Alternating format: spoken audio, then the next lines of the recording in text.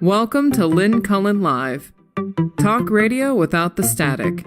Email your questions and comments to lynncullenshow@gmail.com. And now your host, Lynn Cullen. Hello there. Nice to be here with you. It's it's September. I think I knew that was going to happen, but it is. It's September. Beautiful day. September 1, 2022, right? I think I'm going to be all over the place today because what often happens is Thursday, which is my last show of the week, I end up with this, I want to say something I don't think is a word, effluvia. I end up with this detritus. I end up with these leftovers. And I'd sort of like to clear them out. So I might be bouncing from pillar to post. I wonder what the derivation of that is. Pillar to post. What do you think? I don't know. Okay, so welcome to the way my mind works. Yeah! No wonder I'm a insomniac. Okay, so I did something last night that I don't ever do. Well, just so rarely, I can't remember the last time I did it. I watched tennis. Yes, I watched Serena. And because I thought it might be her last ever, and she's such an amazing figure historically in both, I suppose, sports history and women's history. And I wanted to watch in case it was her last outing. And whoa! I mean, I get annoyed because I think, why do they have this, love 30, 40? Why don't they just go 1, 2, 3, 4? What's that about? So I get annoyed at first, and then I get annoyed at, okay, what is it? There's games or set game, match game. Finally, I got it together and got so into it. I was like screaming, yelling, couldn't believe it. Pretty amazing. It's just pretty damn amazing.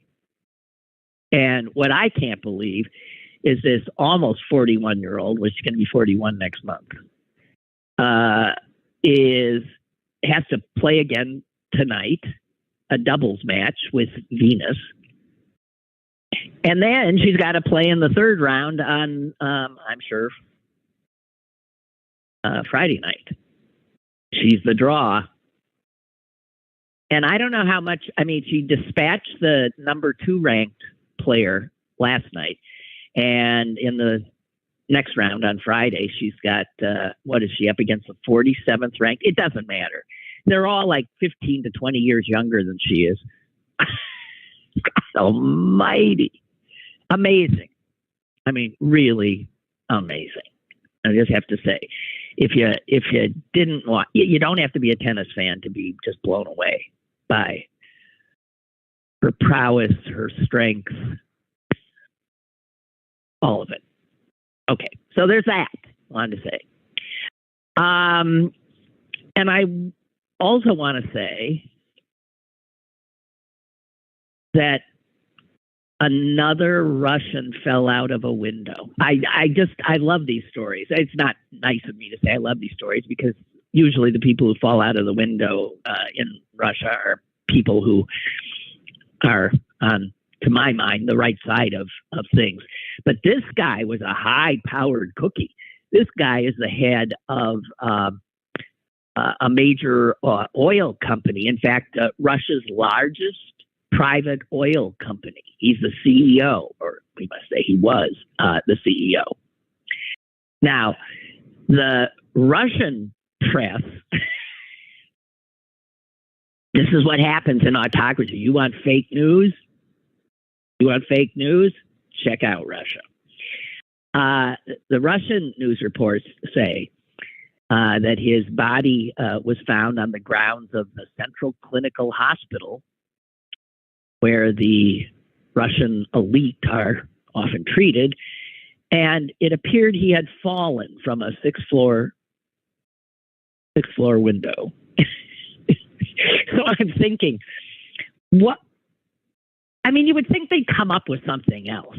I don't know about you, but how many times do adults, I know kids, how many times do adults fall out of windows? I mean, in Russia, I don't know what it is, but you would think they'd come up with another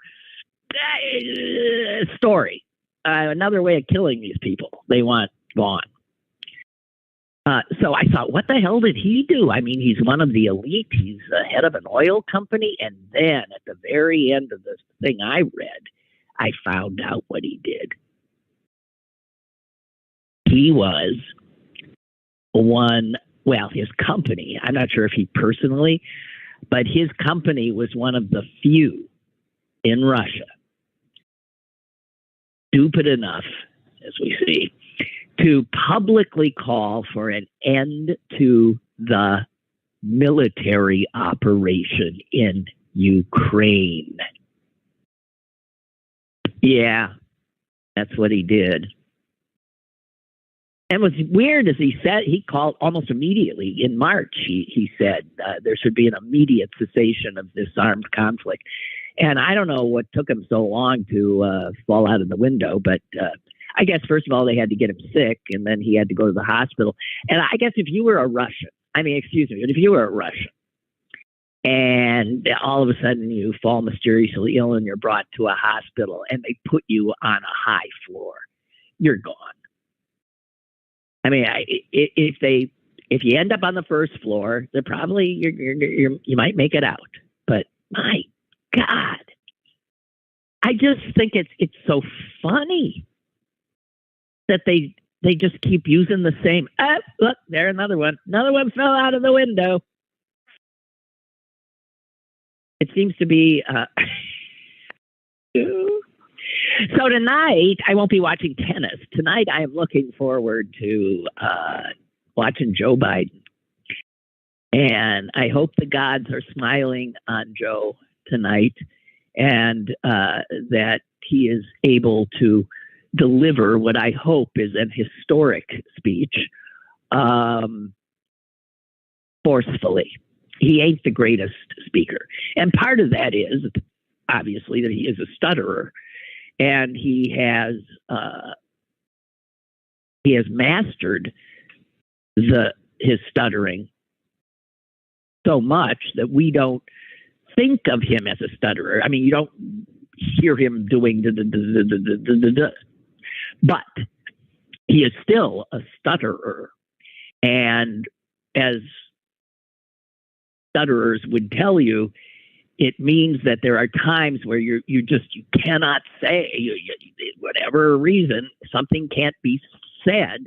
And so you have to immediately find another word, another way to say it. So he's working overtime when he's delivering a speech often.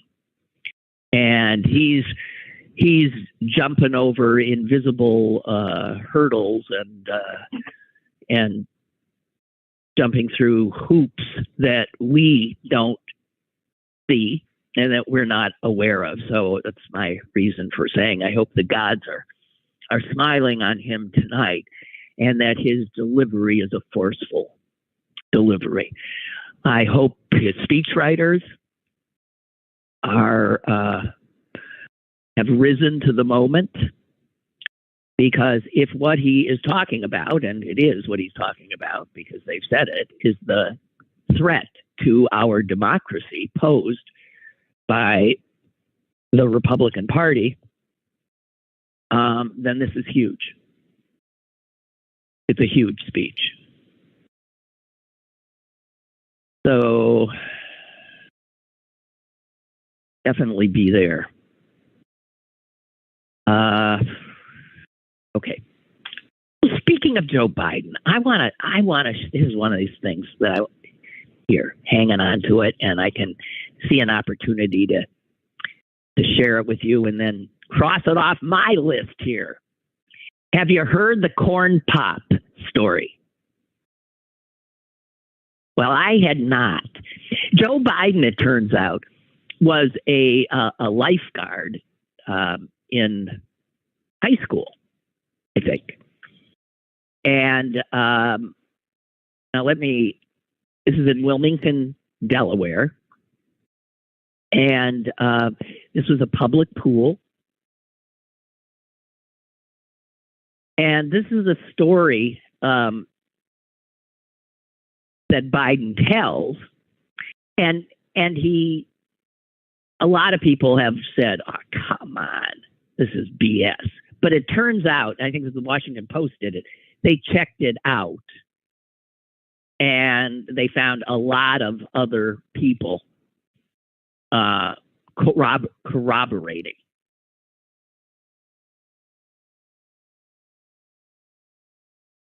So he was working as a lifeguard at the swimming pool. And there was this guy whose name was Corn Pop. Well, it wasn't his name. It was his nickname. And he was the head of, to call it a gang, well, it was. It was a kind of gang, a more benign kind of gang.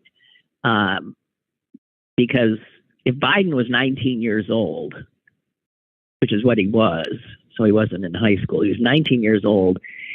So this is in the what? In the this is in the 50s, right? My math, I start with numbers. So it was it was a more benign gang. I mean, they fought with, they didn't have guns. They didn't have, semi-automatics and stuff like that. They might have knives. And Corn Pop was the head of one of these gangs called the let me see here, the Romans. And Corn Pop was playing around on the diving board, so lifeguard Biden blew his whistle and told him, hey, get off there, blah, blah, blah, blah, blah, blah, blah. Corn Pop continued.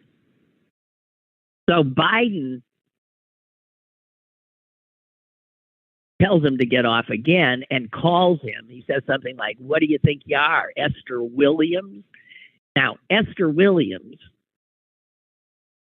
you are a fan of old movies, was a aquatic movie star. She swam. She swam through her movies. And she was huge at that time. So he said, what do you think you are, Esther Williams? So that obviously calling this young black gang leader, Esther Williams, in a public setting like that was not the smartest thing in the world. And I guess when toward the end of the day, Biden was told that Corn Pop was waiting outside the pool with his gang, and that he had a razor. So Biden had to leave. He walks out. He grabbed a metal chain, but he didn't have a razor. And this is a story Biden has always told. It sounds, like, oh, yeah, right. So there's this scary gang leader waiting for him with a razor, and Biden grabs his chain and comes out.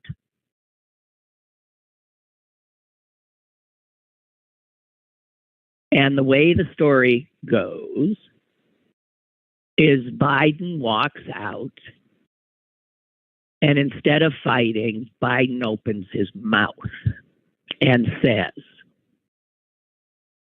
I owe you an apology. Well, that sort of that's not what Corn Pop was expecting. I owe you an apology. Biden said, I should not have called you Esther Williams. I was wrong in front of all your friends and everything. I really apologize. And then he said, but if you do that again, I am going to have to throw you out. Well, all I know is that these two became friends.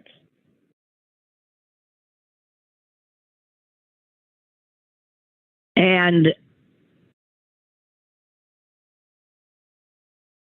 people have always said, oh, that's just bull. It's not bull. It was corroborated. The Washington Post tracked down Corn Pop's sister. Corn Pop is deceased. Lorraine Bailey. And he said, what the hell is this about? Yeah, everyone called him Corn Pop. And I remember him talking about Joe. So, I just thought that was something interesting because Biden has used that story as saying for him, it was a real foundational experience about how to handle conflict and how to de-escalate and how to own up to having made a mistake.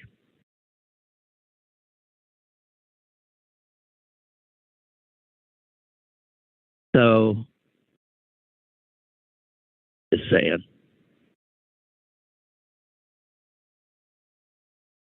Other people talking about Corn Pop, because the Post was really trying to say, this is another one, Biden is sometimes known as well, after Donald Trump, there's not another politician who can be said to be people who thought all politicians lie, they didn't know from nothing until Trump comes along.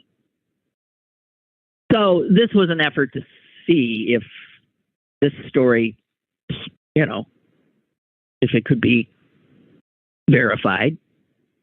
And, so they found out that what's his real name? Corn Pop's name was something Morris. And he was, a lot of people, as a matter of fact, the former mayor of Wilmington, Dennis Williams, was interviewed by the Washington Post about this. And he said, oh, yeah, Corn Pop. He was one of the more feared gang leaders out there. He was small. He was small, but quick, and really quick with his fists. Everyone called him Corn Pop, I guess because of the quickness. And so the former mayor remembered him and said, man, he was a good boxer. He could punch you so fast you didn't even know you were punched. So just wanted to say, yes. I think that's it, right? After Biden's apology, the old timers in Wilmington who were interviewed by the Post do recall Biden developing a very special relationship with Corn Pop and the gang, the Romans. He was often seen playing basketball with them or hanging out with them, according to the former mayor. And the former mayor was a black guy, and he was from Ohio. And when he came to Wilmington, he came as part of a volunteer program to work on gang intervention strategies. And he said Corn Pop and the gang treated him like an outsider. But they didn't seem to have the same problem with Biden. After all, was not black. And the former mayor said, I think they trusted him because he played ball with them. But they didn't trust me.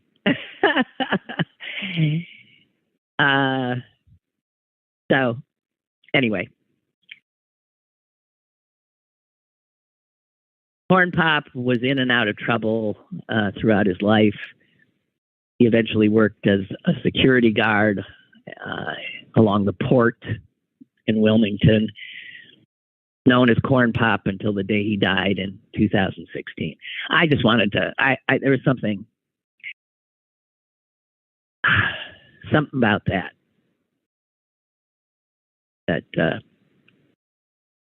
touched me. So Sarah Palin lost. Although, I mean, I got so excited when I first saw that. A Democrat, we flipped a seat. They have one congressional seat, Alaska. And it's been held by a Republican, for 1,000,000 years. I exaggerate only slightly. And an indigenous Alaskan, right? Native American woman, leader. But the thing is, the election was held 2 weeks ago. This was a special election to fill the seat of a dead congressman, Republican. And it took 2 weeks to decide who the winner was because they do this. Alaska decided to adopt this, what is it called, ranked voting, which is a fascinating thing, but it takes a long time to figure out who, because a voter goes in and says, here's who I want. So a voter could have gone in and said, I want Palin first. And if Palin doesn't win, or my second choice would be, and my third choice would be. So you get to rank, maybe that's what's called, rank voting. So you get to rank the candidates in the order in which you find them most palatable. And I think that it is a result of that ranked voting that the Democrat ends up winning. Because I think what they found is that people who initially voted for Palin was their first choice, or there was another Republican in the race, or he was the first choice. Their second choice was not always the other Republican. Their second choice was often the Democrat. And when you I don't know how they figure that out. My head spins just imagining. The Democrat ends up winning. So this is a takeaway, but it's a takeaway that's going to last for all of, 5 months? Because all these same folks are on the ballot in November, in a few months. This was the special election. Seems silly to even bother with it. The special election. But the real election is, so the Democrats got the seat until whoever wins in November takes it. Now, it could be the Democrat again, but I don't know. Pretty cool, though. Anytime you see a headline that says Palin loses, it brightens the day.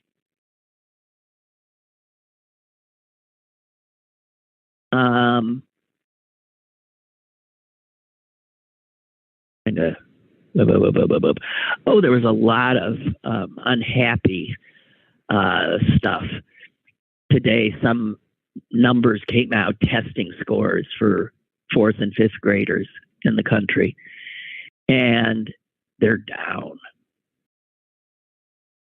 Nationally, they're down in every demographic.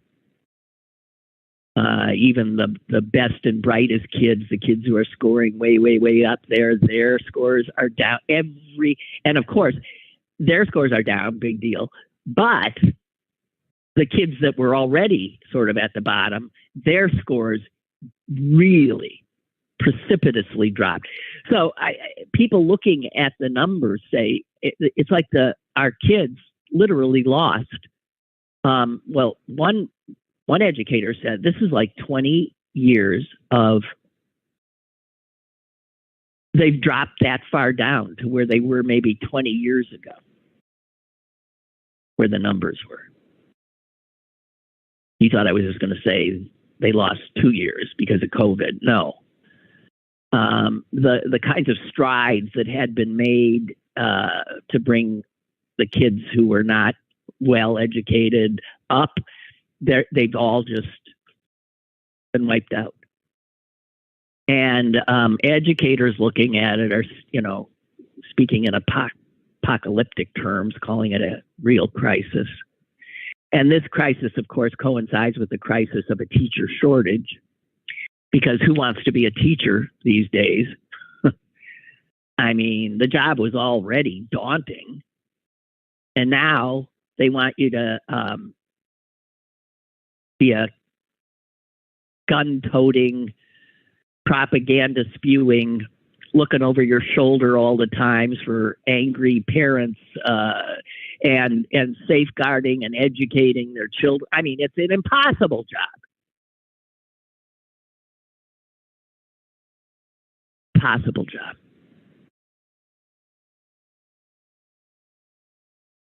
So Trump, remember him?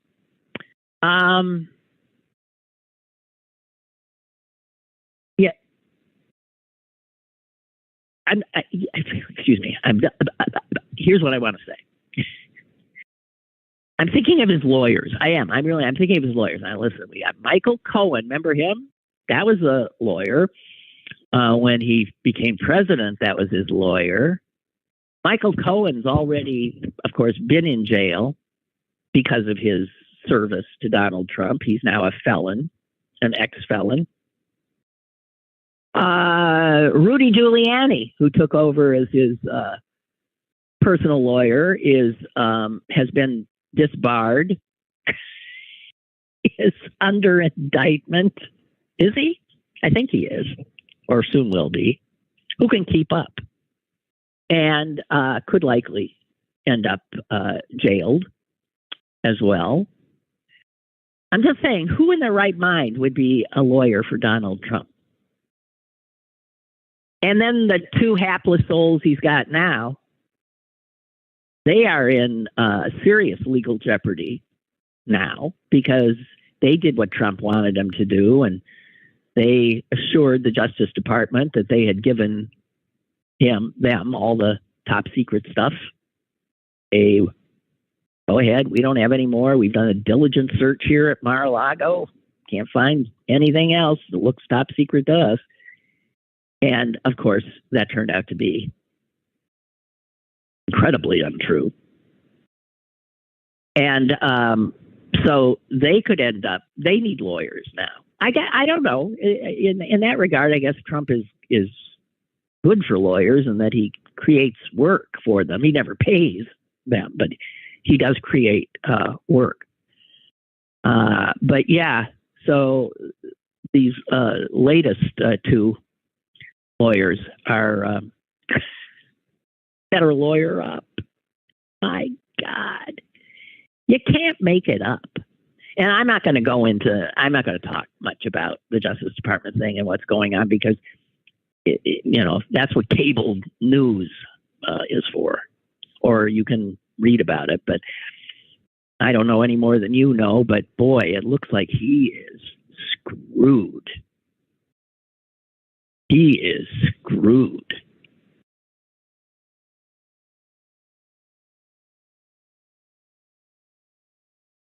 Remember, I told you the other day I was shocked because I saw this little item saying something that we did a commando raid in Syria. We bombed Syria. I said, what? And then it turned out the next day we bombed them again. So, I mean, America, our military is doing stuff all the time that we pay absolutely zero attention to. And I want to point out something Oh, don't tell me you can't. You just go right there. Thank you. Turns out, and this has not gotten into the regular press, I'm getting this from some kind of religious press. And it was corroborated by the diocese in New Orleans, I think. But the chairman of the Joint Chiefs, Mark Milley, still was given a speech the other day, maybe yesterday, and I guess someone was retiring, and he was saying, and under General so-and-so's command, The special forces have rescued a U.S. citizen in Nigeria. They eliminated an Islamic Revolutionary Guard guy. They got Baghdadi. And most recently, Milley said, this is just the other day, he said this, most recently, he said, in the last 48 hours, they recovered another hostage. And reporters who covered, they thought, what?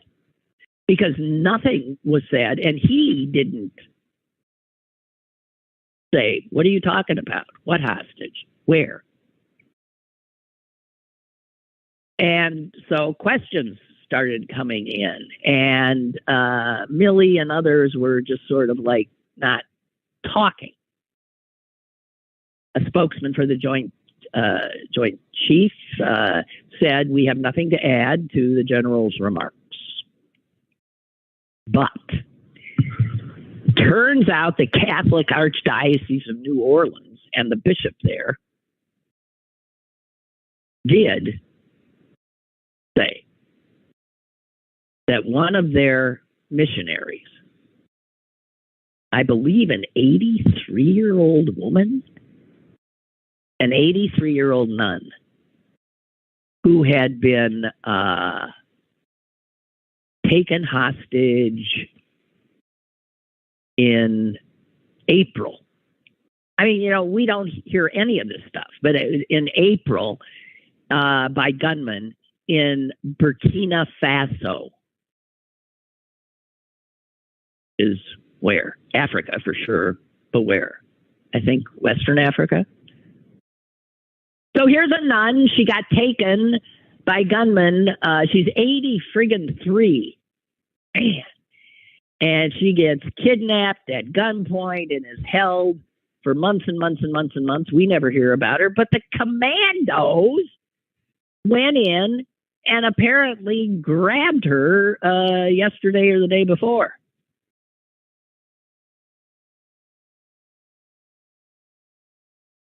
So I wonder why we don't hear about this. I wonder why they don't. Here, this is an update. There is now a statement been released by U.S. Navy Lieutenant Commander Timothy Piker, who is a spokesperson for the U.S. Africa Command. And he confirms the operation did occur but does not identify the hostage. His full statement is, on the afternoon of August 29, U.S. Africa Command personnel facilitated the safe turnover of an American citizen who'd been held hostage by terrorists in a remote area of West Africa. We want to thank our African and international partners who provided excellent cooperation, leading to her discovery, in particular the government of Niger, who were critical. I thought it said of this effort, who were critical to this effort. And so there you have it.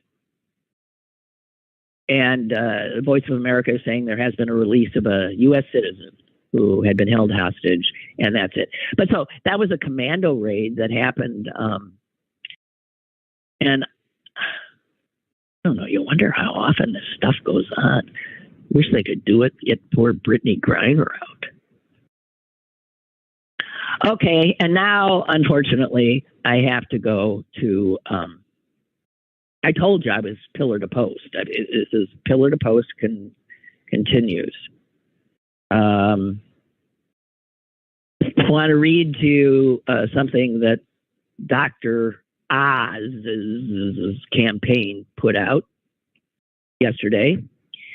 You know, as I had said, the only thing Oz has is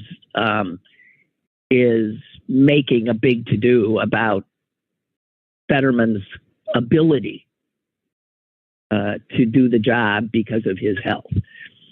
And the fact that Fetterman won't even debate because of it has given, you know, if you were a smooth candidate, you might figure out a way to do that, to use that, because it's a very thin line. You don't want to look like you're beating up on a sick person. But listen to the ham-fisted, just tin-eared crap that Oz's campaign puts out.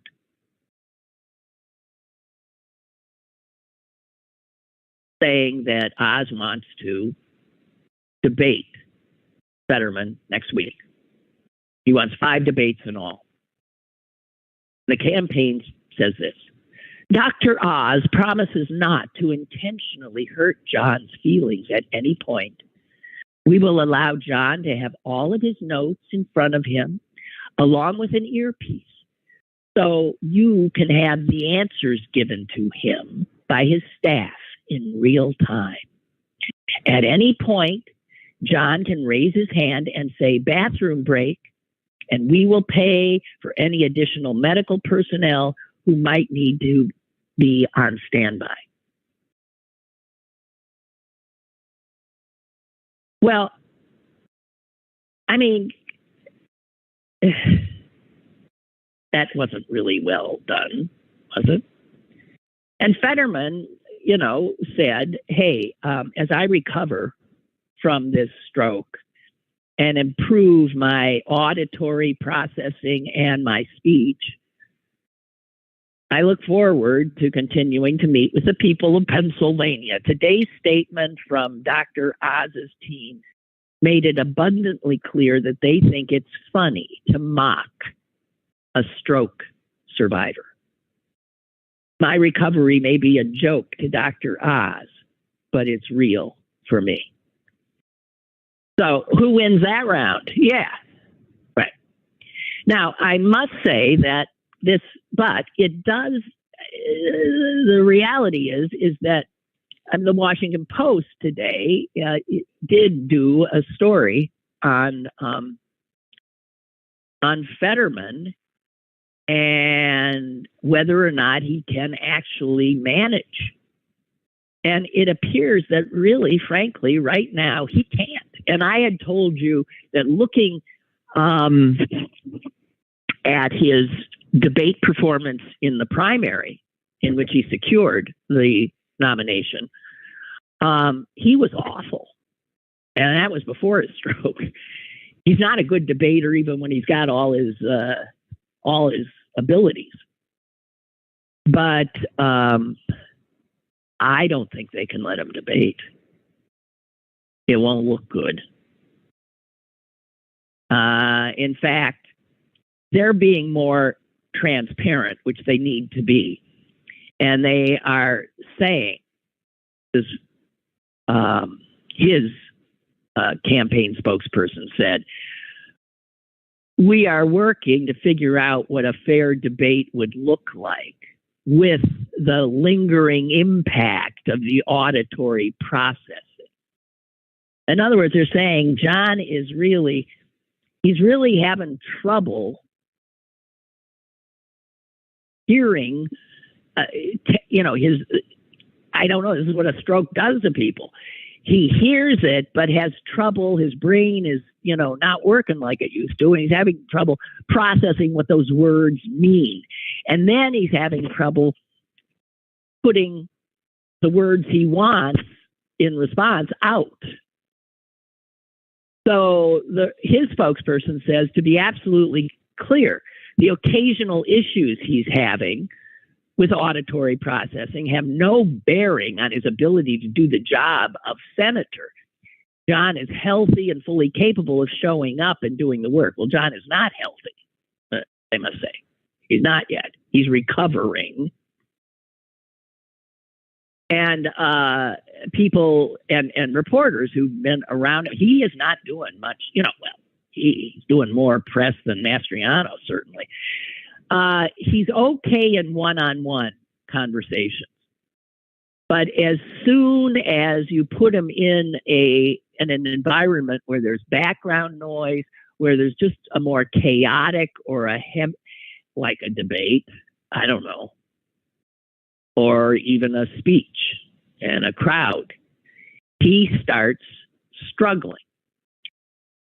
And the doctors that the Washington Post went to for comment says this is absolutely not unusual in somebody who has had a stroke like that as they progress in their recovery. Although they do say for some stroke survivors, it doesn't necessarily get better. So we don't know which group Fetterman will find himself in. Now, my sense is this will not impact. I don't see a voter saying, I just don't, better and impaired John Fetterman than Dr. friggin' Oz. And I have a feeling that most voters would agree.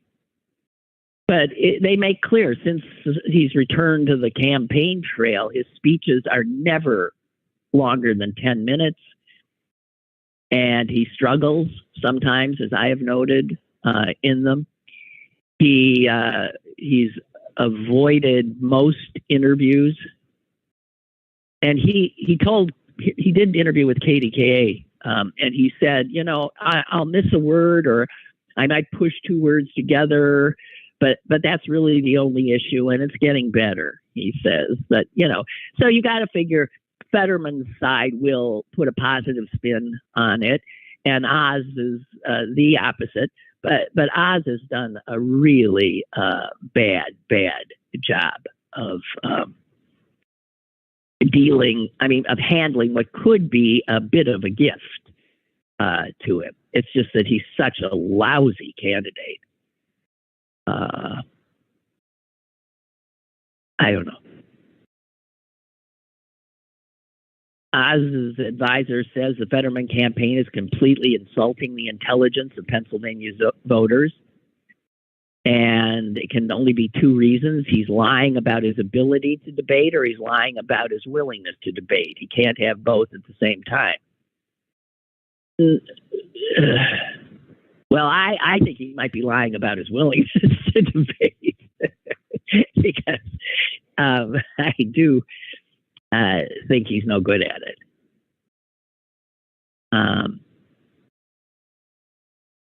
And the Republican, they say they have no regrets at the way they're handling this. So whatever.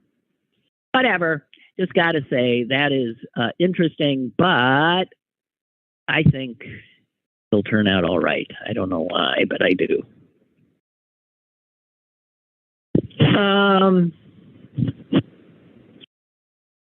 Oh, and here's another thing that gives me hope. This is just a little.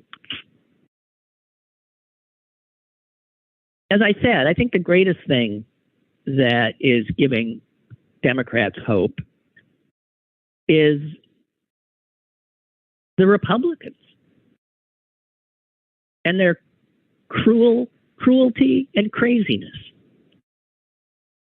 and recklessness, and the fact that they're in the thrall of a clearly of a multiple felonious traitor. And all of that, taken together, people probably, a lot of people who have not let their heads literally be separated from,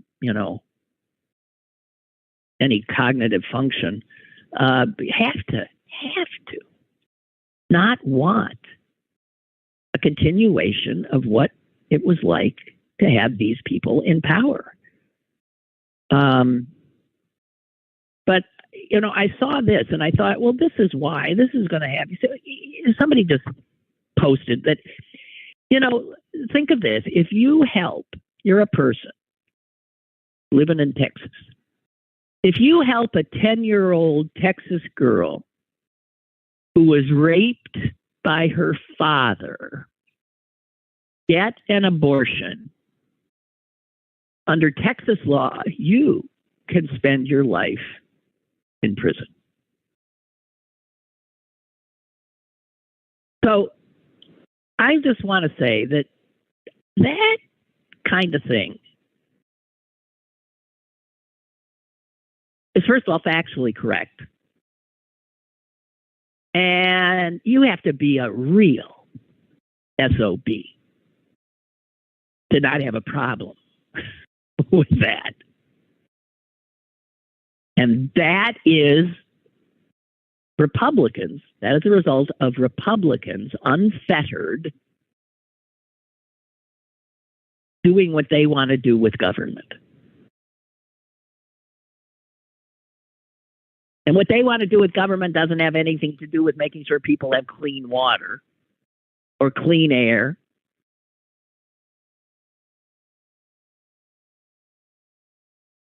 But it does have a lot to do with controlling the bodies, women, and girls.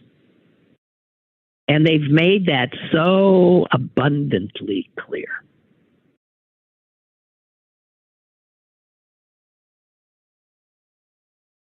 And another thing that's giving us some measure of hope is that gas prices. Remember, that was going to be the killer. Inflation, gas prices, COVID, Ukraine, all these things. Bad, bad, bad, bad, bad. Americans all think the country's going in the wrong direction, and so do Democrats. Everybody does.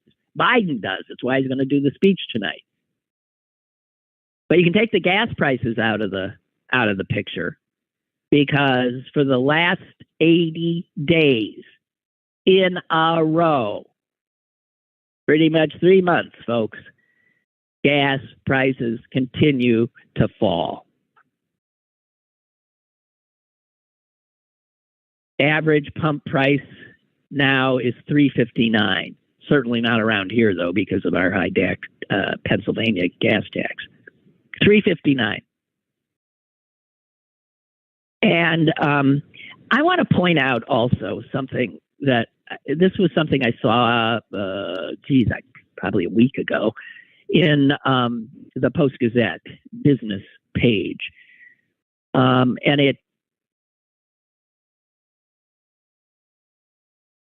it really freaked me out.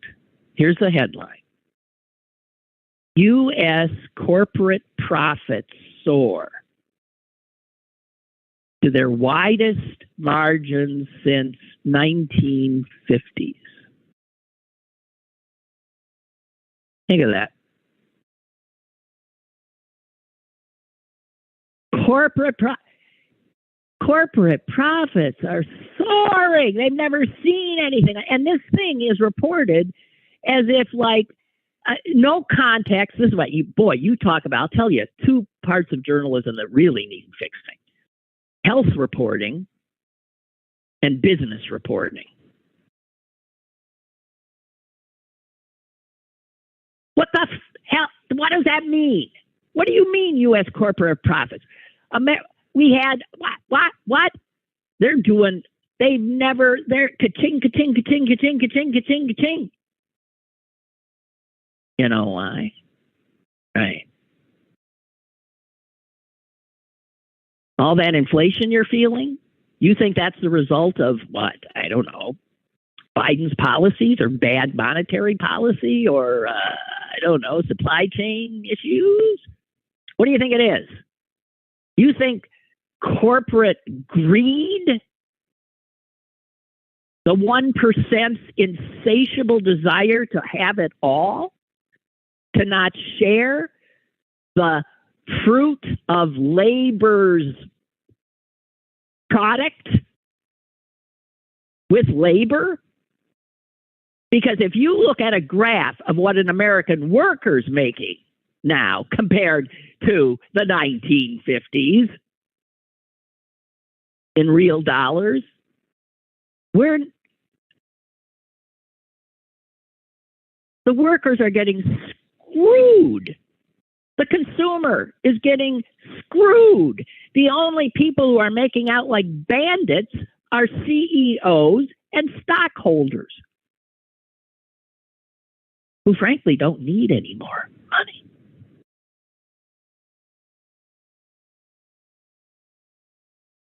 So I was reading this. This report came out of Bloomberg. A measure of U.S. profit margins has reached its widest since 1950. 50, not the 50, since 50.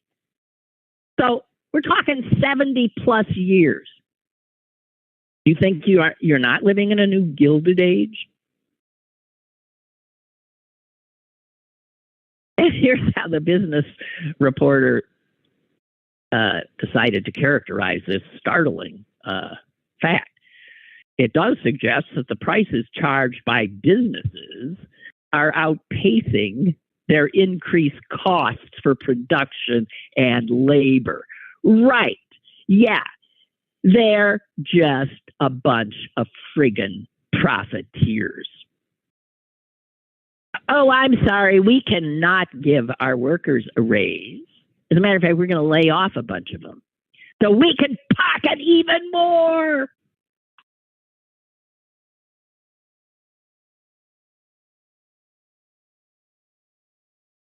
After-tax profits as a share of gross value added for non-financial corporations, a measure of aggregate profit margin, none of this is godly good to me, improved in the second quarter to 15.5%, the most since 1950. And that's up from 14% in the first quarter, which was also like off the charts.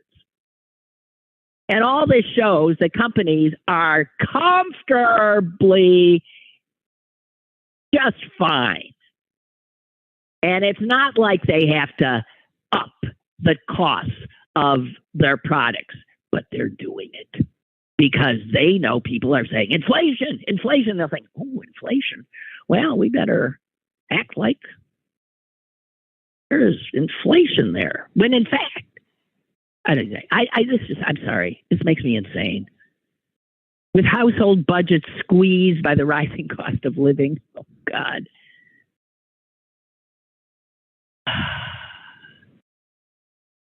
Oh, look here in this article. It says this has fueled a debate about whether companies carry a share of the blame for high inflation.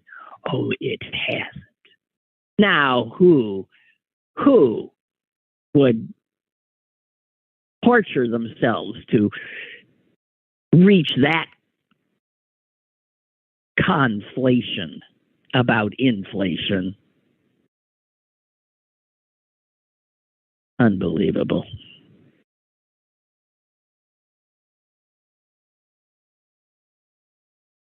Yeah, where's Robin Hood when you need him? Okay, how am I doing here? Oh, yeah, there was this. I'm just trying to get... Sorry, you just have to... Oh, yeah, there was that. I'm just trying desperately to rid myself of all this stuff I have here. This was something I read. I don't know where I read this. About one of the members of the Supreme Court of the United States of America who was placed there by Donald effing Trump. And that would be Amy Coney Barrett. And listen to this. There's a video, a leaked video of a recent event hosted by a group called People of Praise. And that is a Christian sect that is Amy Coney Barrett's sect. She was raised in it, continues to be a huge part of it, and it's creepy. Okay, so there's been a leaked video of a recent event, and in the video, they're celebrating their 50th anniversary. And the wife of the founder of this creepy group, Dorothy Ranahan, in the clip is seen telling members about women who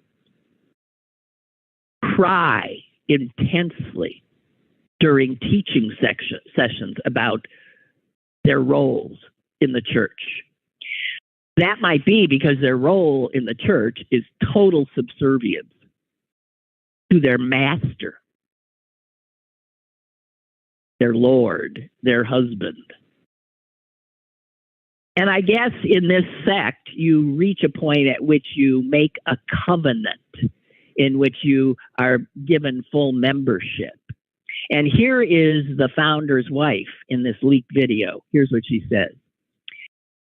Some of the women who are still in my women's group, as a matter of fact, were wearing sunglasses all the time because they were always crying and would have to hold on to their chairs every time somebody started teaching, because what are we going to hear this time? But it all worked out just fine in the end.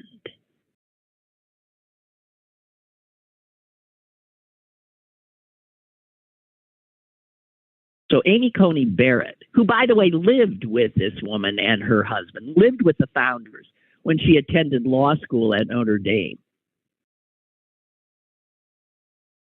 And she served as what's called a handmaid. She says she is a devout Catholic. Yeah.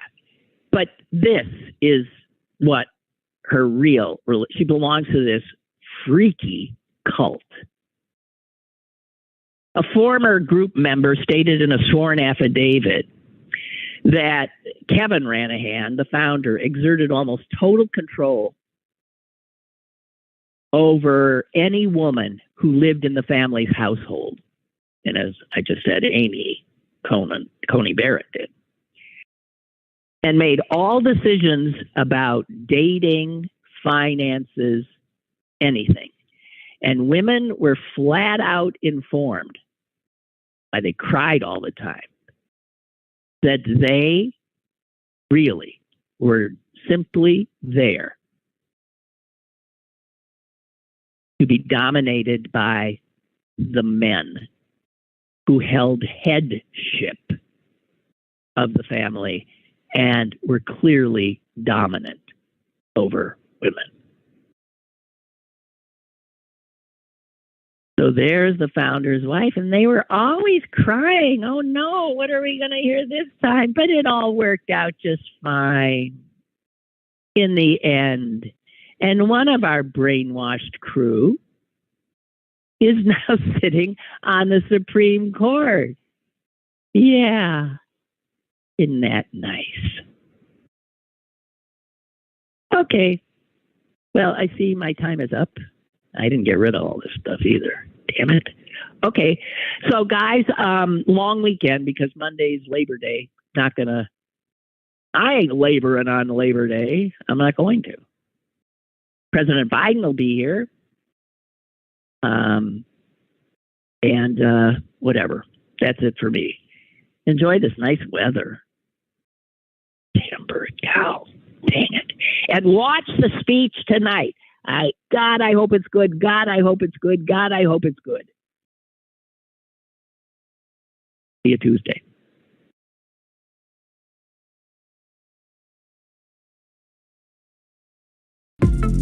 Lynn Cullen Live, Monday through Thursday from 10 a.m. to 11 a.m. and archived at pghcitypaper.com. The opinions expressed on Lynn Cullen Live are those of the host and do not necessarily reflect the viewpoints of Pittsburgh City Paper or its advertisers.